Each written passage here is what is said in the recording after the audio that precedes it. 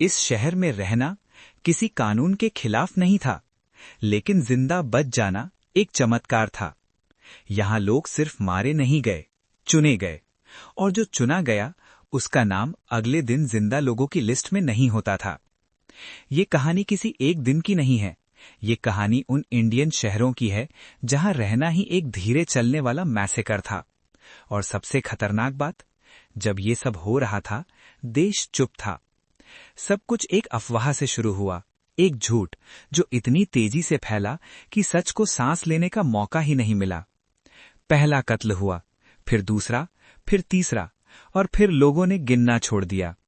उस दिन शहर ने समझ लिया था, ये सिर्फ शुरुआत है। भीड़ का कोई चेहरा नहीं होता, इसलिए उसका कोई ज़मीर भी नहीं होता। जो कल तक दोस्त था, आज हाथ में हथियार लिए खड़ा था। सवाल सिर्फ एक था, तू हम जैसा है या नहीं? और गलत जवाब का मतलब था जिंदा लाश बनना। लोग भागने के लिए सड़क पर गए, लेकिन सड़क और ज्यादा खतरनाक थी, इसलिए लोग घरों में छुप गए। लेकिन जब दरवाजा टूटा तो पता चला घर भी सुरक्षित नहीं था। कई घर पूरे खाली हो गए। लोग नहीं, यादें भी नहीं बची। फोन लगते रहे, आवाज नहीं मिली। मदद दिख रही थी, लेकिन पहुंच नहीं रही थी। जो बचा वो सिर्फ इसलिए बचा क्योंकि उस दिन मौत किसी और को ढूंढ रही थी। सुबह हुई, सड़कें खामोश थी, लाशें उठा ली गई, दीवारें धुल दी गई। लेकिन शहर को कैसे धोया जाए?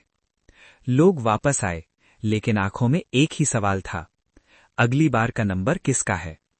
सब लोग सोचते हैं ये सब पुरानी बात है, लेकिन हिस्ट्री सिर्फ रिपीट नहीं होती, अपग्रेड होती है। जब नफरत को माफी मिल जाए और सच को धमकी, तो शहर फिर तैयार हो जाता है मैसेकर के लिए। अगर तुम सोच रहे हो मेरे शहर में ऐसा नहीं होगा, तो याद रखना, हर मैसेकर से पहले लोग यही सोचते थे। शहर आज भी वहां है, सड़कें भी, मकान भी, लेकिन कुछ शहरों में रहना सिर्फ जिंदगी नहीं, एक वार्निंग है। क्योंकि जब इंसान चुप रहता है तो शहर चीखने लगता है।